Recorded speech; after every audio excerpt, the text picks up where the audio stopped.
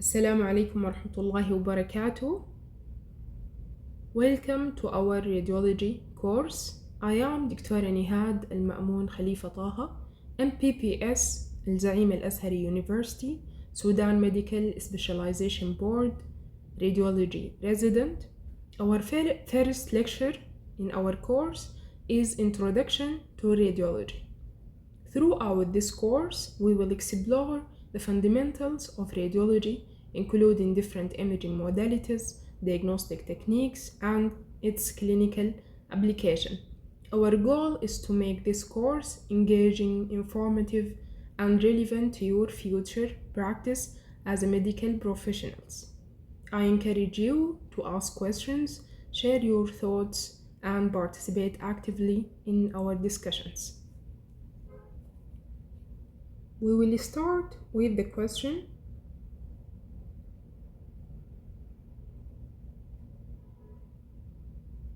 what is radiology? Radiology is a medical specialty that uses imaging technologies to diagnose and treat diseases. As medical student, you have to understand the principle and application of radiology is essential for providing optimal patient care.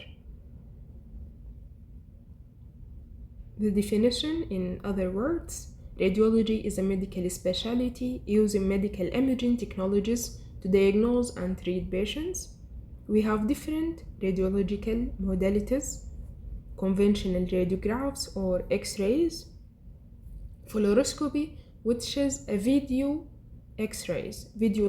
X-rays. Then we have CT or computed tomography, which is the 3D form of the 2D X-rays. We cut the patient into cross-sections or cross-sectional imaging. Then we have nuclear medicine imaging, which in it we use radioisotopes that injected to the patient and has such radioactive activity, and when we image the radioactive activity of the substance which we have gave to the patient, then it's nuclear medicine. When accompanying the CT with nuclear medicine, becoming the next modality, which is PET-CT. Then we have ultrasound. Ultrasound is a modality which uses high frequency ultrasound to reflect the different tissue densities or echogenicities within the patient or organs of the body. Then we have another type of cross-sectional imaging, which is MRI, magnetic resonant imaging, using a strong magnetic force to direct certain atoms within the patient and giving different times imaging, T1 image and T2 image.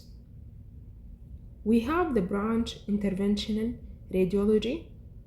Here, an interventional radiologist, which is a subspecialty in radiology itself, using different type of needles, cannulas to inject material, which is contrast media, have different contrast densities, and then using different types of imaging like ultrasound, CT, fluoroscopy guided modalities. We will come to this in details. We will start first with our first modality, conventional radiology, which is X-ray. In conventional radiography or X-rays, we speak about tissue density or opacity. The more brighter the tissue is, the more white color is dense and the more opaque. The more blacker is less density or radiolucent. When a beam of X-ray passes through a human body, some of the X-ray are absorbed or scattered, producing reduction of the beam Tissues of high density cause more X-ray beam reduction and are shown as lighter gray or white on a radiograph. Less dense tissues and structures cause less reduction of the X-ray beam and appear darker on radiographs than tissues of higher density. Here we have, in this diagram, an X-ray tube projected toward the patient. This is the patient. This is the X-ray tube. This is the radiology beam, X-ray beam, and this is the patient, and this is the film. Radiology beam strike the patient. It reset in three ways. Either it scatter in different direction, which is a lost X-ray, or absorbed by the patient, which result in patient dose. That's why radiation has some hazards and safety issues when dealing with radiation. And the part of the beam which going through the patient and reach this film give the last image which we see here.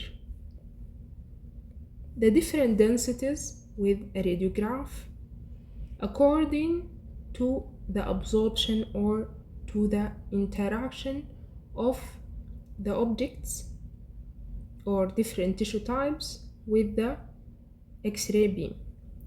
So we have different densities. We have 5 principal densities recognized on a plane radiographs listed here in order of increasing density.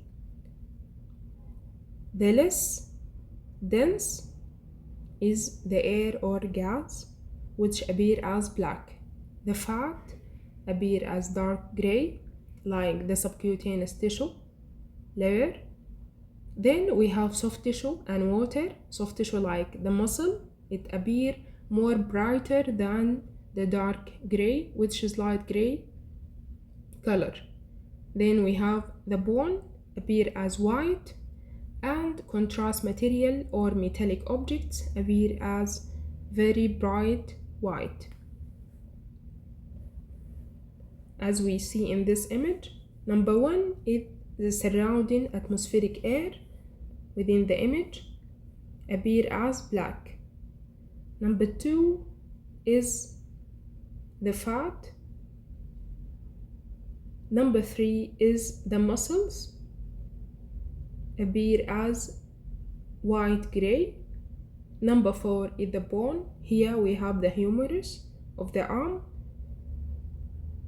appear white, and the very white is this marker, which is a metallic part with number 5. The metallic marker which used by the radiographer to anatomically mark the image site as right arm of this patient, which appear more even whiter than the bone.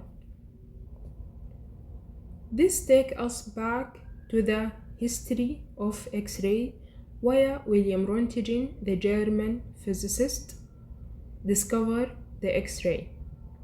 We will watch a small video show us his story with his wife.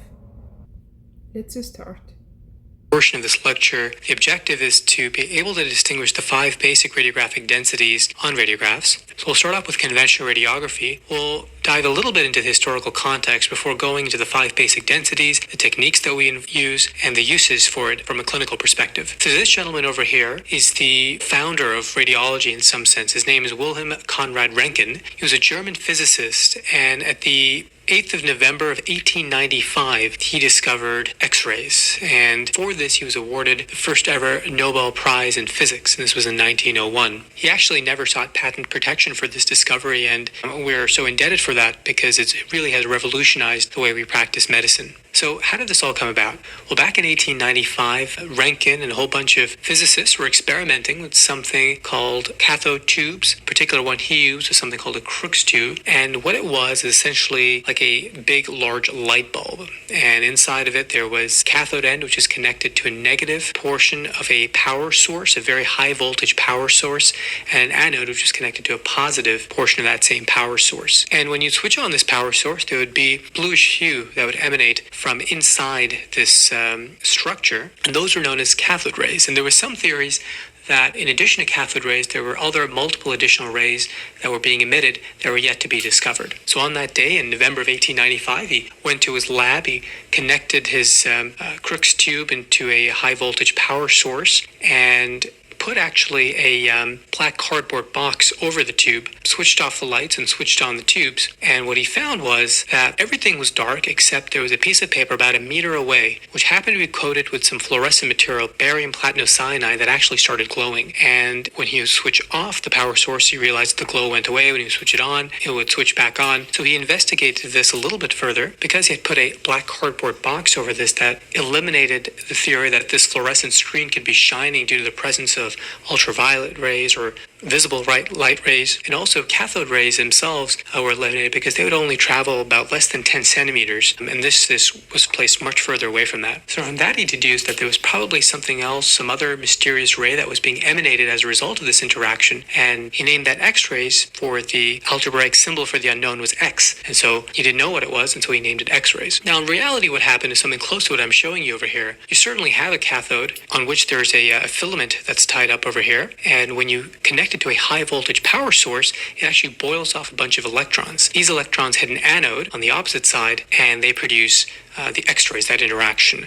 A lot of that interaction actually gets dissipated in heat, but about 1% will produce X-rays, and those are those mysterious rays that caused that screen in 1895 to shine and become fluorescent. So this supposedly is one of the first ever X-rays that was ever produced, and it's said that this is the hand of Röntgen's wife, and as you can see, some of the X-rays certainly pass through her, and you can see that fluorescent screen in the back being very bright or white, and some of the X-rays don't pass through her, not through her bones over here, which are dark, and not through her as well, which is very, very dark. And so when you take these X-rays and you actually then project them onto a photographic film, the areas that are bright on the fluorescent screen will blacken photographic film, while the areas that are dark on the fluorescent screen will actually be white on photographic film. And so essentially that's what an X-ray that we know it looks like. So this is what it would look like if you just invert those color scheme. The key idea here is that X-rays, when produced, will interact with objects in different ways. Some will go through the objects, in which case they'll blacken the photographic film placed behind it, while some will not go through the object. They'll be attenuated, in which case there'll be various degrees of gray or white that we see on that photographic film.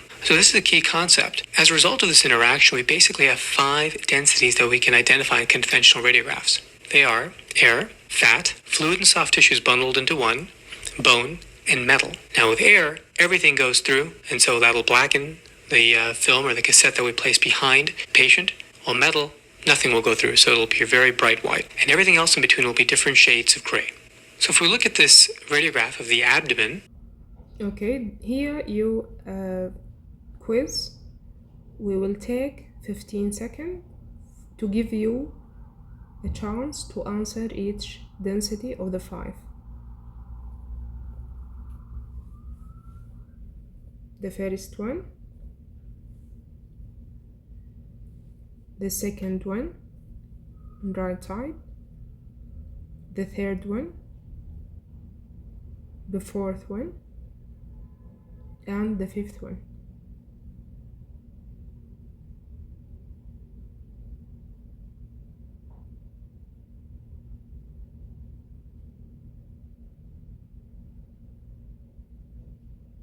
Okay, time's up. Now we come to solve the different densities. Starting with the image itself, we have superior part of the image, inferior part of the image, left side and right side. The first density on left upper side is air density within the bowel lobes. Here is the splenic flexure of the colon. This is air density. Moving to the right side, here is a metallic density from a spinal processes. Move to the next. Here is a bone density, which is the right iliac crest is a bone. Then we have on same right side a fat density, which is the properitoneal line of fat, which is appear as dark gray. And the last one is on left side, which is soft tissue density of the lateral side of abdominal wall muscles. Here we have a metallic object within the same image, which appear as metallic density. Also, we have two markers.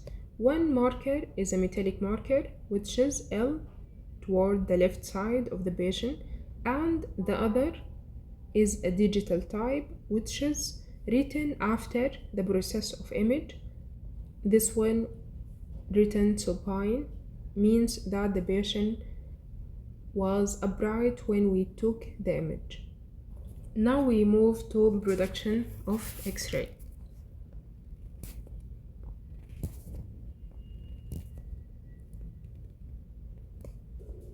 In more details, production of X-ray, diagnostic X-ray tube. Here we have a diagram for the diagnostic X-ray tube. Starting with the text, a current is passed through a tungsten filament, the cathode. Here we have the cathode. A current comes from a power source outside the X-ray tube. Then it heats the filament, which is increased energy enables electrons to be released from filament. This is wire calls the filament. Most probably it's made of tungsten. After we heating up the tungsten, the electrons is emitted from the filament of tungsten and going toward the positive side. The cathode is the negative side of the X-ray tube. The positive side is the anode. Because of the potential difference between the negative and positive side, electrons move from the negative, because it is a negative charge, negative and negative going apart from each other.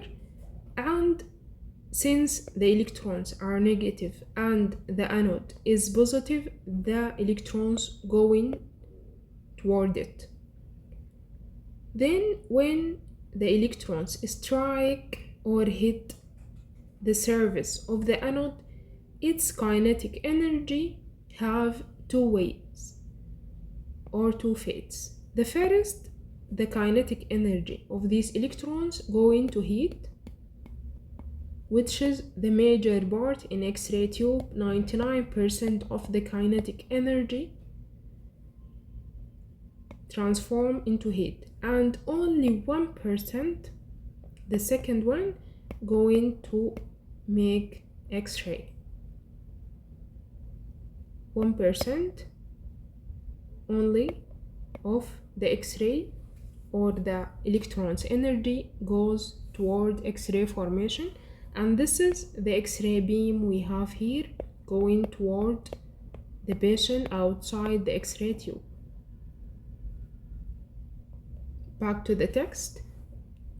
A current passed through a tungsten filament, which is the cathode, the negative, heats it up, the tungsten coil, increased energy enables electrons to be released from the filament through the thermionic emission, the process by which the filament make its electrons. Then electron cloud in the vicinity of the filament بنسميها electronic cloud. Okay, space charge Edison effect, which means that some electrons gather in between. Electrons are attracted to accelerated toward the anode, which is the positive side, by potential difference or tube voltage between the negative and positive side, strike or bombard the target with maximum energy determined by tube voltage with velocity around half speed of light. Heat results in 99% of its kinetic energy and 1% is X-ray via perimetral lung and characteristic interactions. These are two ways how the electrons make X-rays. X-ray released in a beam with range of energies or a spectrum out the window of the tube. This is the window of the tube via the beam going out toward the patient. Regarding the housing of the tube, we have a lead casing house of the tube.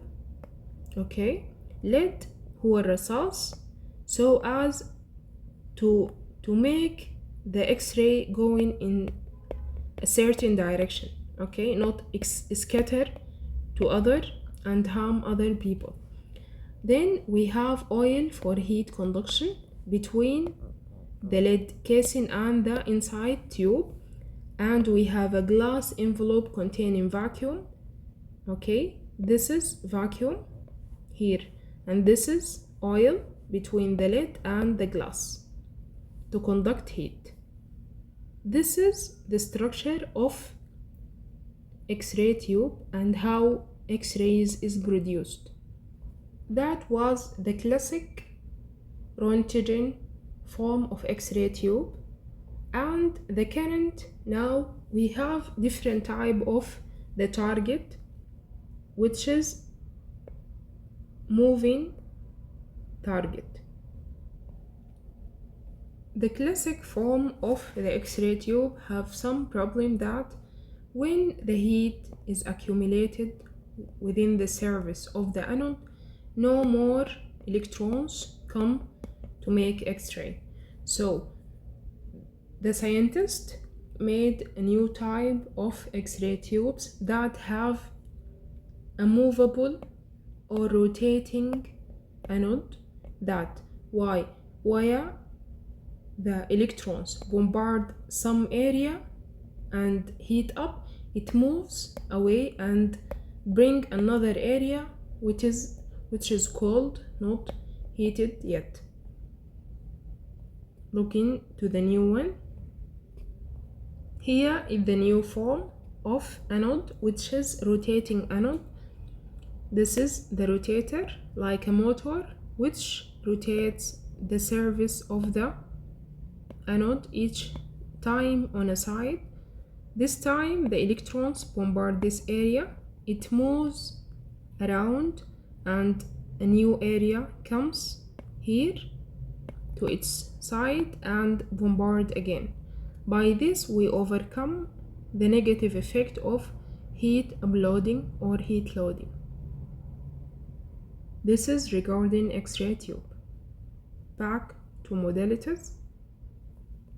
Here we have William Roentgen in his laboratory in Germany in 1895, the year in which he discovered a new invisible source of electromagnetic radiation. He called it X because he wasn't know what it is. Okay, X stands for something he don't know, X-ray. For his discovery, he was awarded the very first Nobel Prize for Physics in 1901. Remember that understanding the fundamental principles and descriptors of imaging modalities is crucial for accurate diagnosis and patient care in radiology.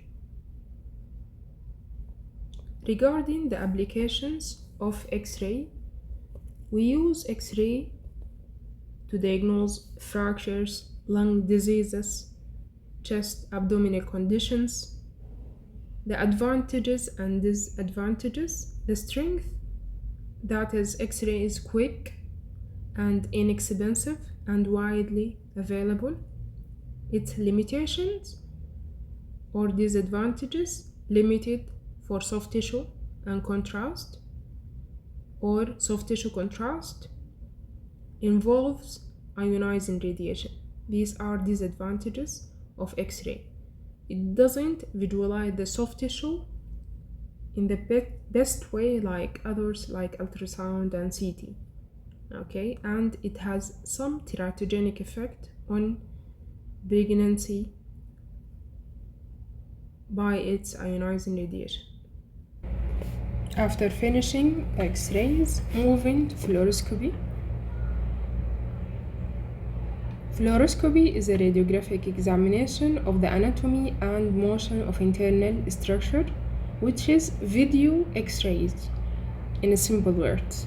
Uses of fluoroscopy in angiography and interventional procedures, guidance of therapeutic joint injections, and arthrograms, where we use contrast material injected to joints and then image it. Screening in theater like orthopedic surgeries, we use contrast material. Contrast media may be injected into veins, arteries, and various body cavities and systems. It has many types like iodinated contrast material, use iodine, which use in different studies like CT, angiography, arthrography, injection into joints like barium studies, gastrographene, omnibec, all are subtypes of contrast media. الكونتراست هو الصبغة اللي احنا بنستخدمها to image different body parts. Now we will move to animation video to see how fluoroscopy is work. X-ray images are like photos of the inside of your body. But X-ray videos can be made as well. They're made during a procedure called fluoroscopy. One reason your doctor may give you a fluoroscopy exam is to find out if you have certain diseases, such as problems in your digestive tract. A second reason your doctor may use fluoroscopy is to perform a procedure, such as a spinal tap. A third reason is to find, locate, and identify a foreign object in your body. There are several types of fluoroscopy machines. A fluoroscope may be fixed in place in a special shielded room. Or it may be a portable machine that can be moved to you if needed. A computed tomography or CT scan machine can also be used as a fluoroscope to see slices through the body as the images are taken. Before a fluoroscopy procedure, you may be given a contrast substance. It may be in a drink, a paste, a pill, or an injection. During the procedure, you will lie or stand on an X-ray table. An X-ray tube will be aimed at the body part to be examined.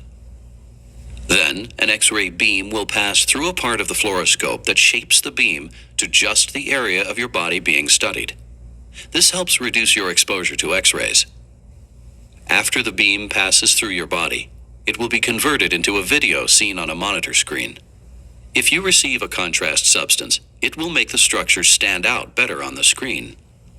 If you have any questions about fluoroscopy, talk to your doctor. Here I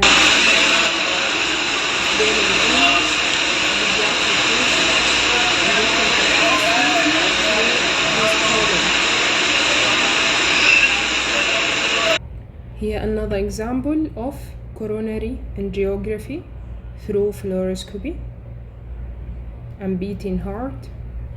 Another indication for fluoroscopy in HSG, which is histosalpingiography, where we inject contrast media in a uterus to assess infertility problems. Here the video. Injected contrast This is the uterine cavity and both fallopian tubes and peritoneal sponge. In cases of non-opacification of either of fallopian tubes, it might indicate tubal blockage. Okay. The video again. The contrast filling the cavity. Here, example of a barium swallow where we give the patient cup full of contrast and we imaging it as a video X-ray fluoroscopy to assess his esophagus to motility problems or dysphagia according to his situation. Another example for retrograde urethrogram where we image the line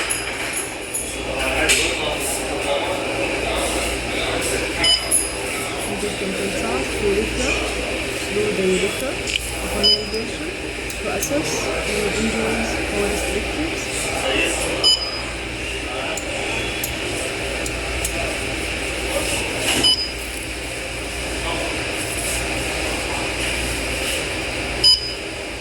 Through the benign urethra, then membranous.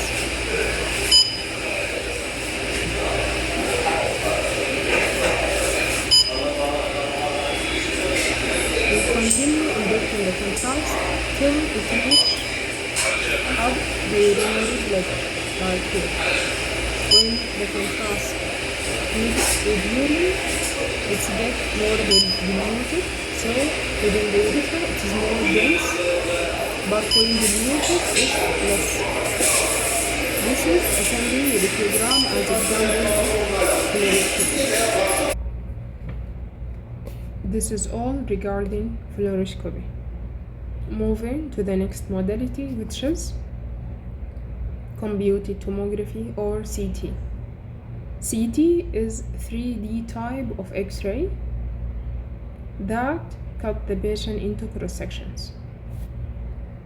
Basic of CT physics. CT is an imaging technique where bi-cross-sectional images are obtained with the use of X-ray. Information is analyzed by computer and displayed as grayscale image. Multi-detector raw CT allow the reconstruction of detailed 3D images. The major advantages of multi-detector CT over conventional CT scanning are increased speed of examination, high quality 3D and multiplanar reconstruction.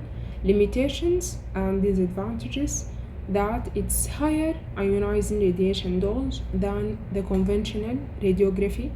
It has hazards of intravenous contrast material like hypersensitivity, like asthmatic patients, okay, of different contrast materials. Patient can have some allergies, lack of probability of equipment like the injectors, relatively high cost than the X-rays or conventional radiography and fluoroscopy. Contrast material in CT. IV iodinated contrast material is used in contrast in CT for a number of reasons as follows: to differentiate of normal blood vessels from abnormal masses, to make an abnormality more apparent, to demonstrate a vascular nature of a mass and thus aid in characterization of it, and the use of CT angiography to assess the blood vessels. This is regarding CT. Let's together see a animation video for CT scan. A CT scanner is a large square or round X-ray machine with a tunnel through the center. During your CT scan, you will lie on a table that slowly passes through the tunnel. As you move through the tunnel, a giant ring called a gantry will rotate around your body. The gantry contains a tube that will release X-ray beams and detectors that will measure the amount of radiation absorbed by your body. The X-ray beams will capture many views of your body from different angles as the gantry spins. The detectors will send data to a computer that will create cross-sectional images of the bones and soft tissues inside your body. The scan allows your doctor to see the location of a condition inside your body, which will help them decide how to treat it or to see how well your treatment is progressing. In some cases, you may receive contrast dye before your procedure in a drink, an injection, or a barium enema to make it easier for your doctor to see certain areas of your body. If you received a drink with contrast dye, your esophagus or stomach will be highlighted. If you received an injection, your blood vessels, gallbladder, liver, or urinary tract will be highlighted. If you received a barium enema, your large intestine will be highlighted. After the procedure, you can resume your normal activities. If you received contrast dye, drink plenty of fluids to help your kidneys remove the dye from your body. We can notice the difference between X-ray and CT in this diagram, as in regular X-ray we have a static X-ray tube, the patient in between it and the film to get the last image. But here in CT we have multiple rotating parts of the machine. This is the gantry. The gantry has two parts, the X-ray tube and X-ray beam going through patient.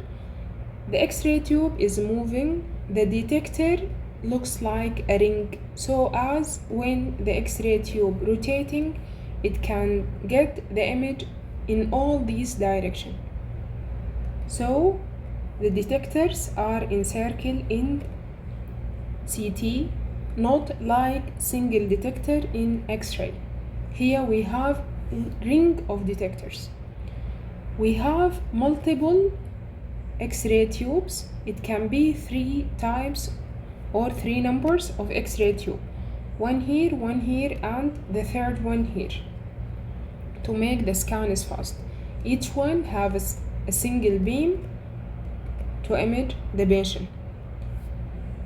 The last movement, the first is the X-ray tube, the second is the detector ring, and the third is the table through which the patient move inside the gantry. Here is the gantry and the patient move inside toward it.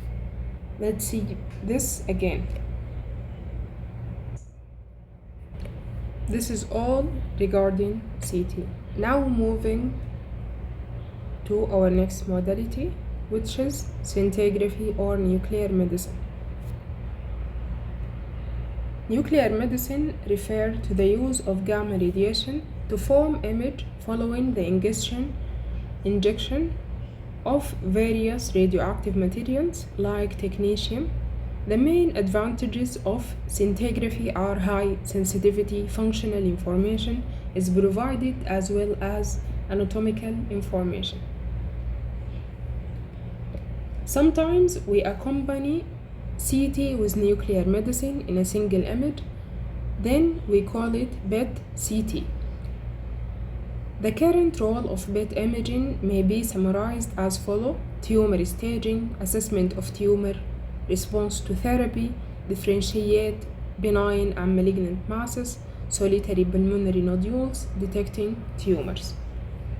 In this image, we have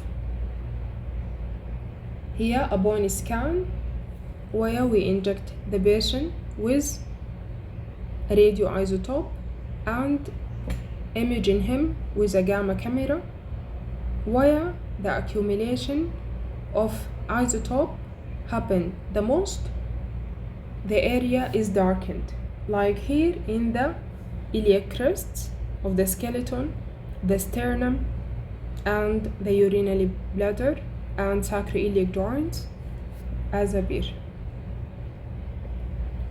Here the PET-CT, where the functional and the CT. This is the functional here, and this is the CT. And the last image is functional image. This is the PET CT alone without CT PET scan only, where we have multiple hepatic lesions that accumulate the radioisotope we gave to patient. Then we image the patient as CT to know where exact the anatomical position where the accumulation of radioisotope is the most. The last image is the functional image of the PET CT. Let's see a video for PET CT. The function of tissues or organs in your body to identify disease. A CT scan provides your doctor with high-resolution images of structures in your body. In other words, SPECT assesses physiology and a CT assesses anatomy. Today, generally a SPECT CT scan is performed where the images from the two different types of scans are captured during one session using a hybrid scanner, and the images are combined. Each piece of information is important, but when combined, they are even more useful. A SPECT CT scan is undertaken in two parts: the administration of the tracer and then the scan that shows how the tracer behaves in your body. A nuclear medicine is generally administered through an intravenous injection, but can also be inhaled, swallowed, or injected in the skin. What study you have will decide how the tracer is administered and whether it is done lying down on the scanner or elsewhere in a chair. The injected nuclear medicine gets taken up and concentrates in the part of the body under investigation. Some diseases cause increased function, some cause decreased function, and some cause changes in function, all of which can be imaged on the scanner. Virtually all organs and tissues can be investigated using nuclear medicine. The most common procedures include the bone to detect and assess changes in bone function associated with cancer, trauma, and metabolic changes, and many other diseases. The function of the heart can be evaluated by examining blood moving through the heart or imaging the blood flow and movement of the heart muscle itself to diagnose a variety of diseases. Nuclear medicine can also be used to study lung, kidney, thyroid, brain, and many other organs and tissues in the body, and importantly, to investigate cancer. Because some body functions are fast and some are slower, the time between administration of the tracer and the scan can vary from minutes to hours. Some people may even be required to come back on multiple days. For diagnostic scans, the nuclear medicine is radioactive and emits gamma rays that can be detected by the scanner. The SPECT CT machine has two gamma cameras that detect gamma rays and produces a map of how the tracer is behaving. These detectors rotate around the body, taking images every few degrees, allowing images to be reconstructed in 3 dimensions. The SPECT scan can take 10 to 20 minutes, and then the CT scan takes less than a minute. The scan collects important information that is processed by a computer. This information is then carefully reviewed by a specialist nuclear medicine physician to produce a report for your doctor. Your doctor will use the information to help determine how to manage your specific health condition or assess the response to current management. We finish our video. The most important difference between X-ray and CT and nuclear medicine that in nuclear medicine, the source of radiation, the patient himself. And then we have detectors got the signal from patient himself. But in X-ray and CT, we have X-ray tube which emits the radiation, go through the patient and imaging him. But here we have the injection of tracer within the body of the patient, and the PET CT or PET scan or PET gamma camera can detect the activity from the patient. So here the source of radiation is the patient himself. This is the point.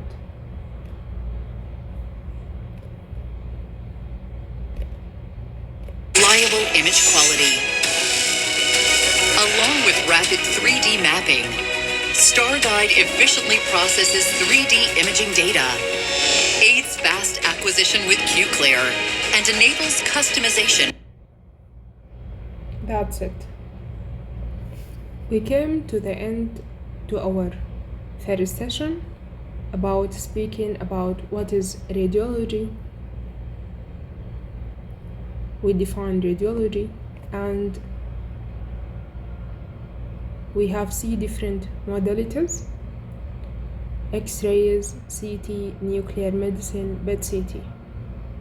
In next time we will speak regarding ultrasound, MRI, and interventional radiology. See you. Good luck.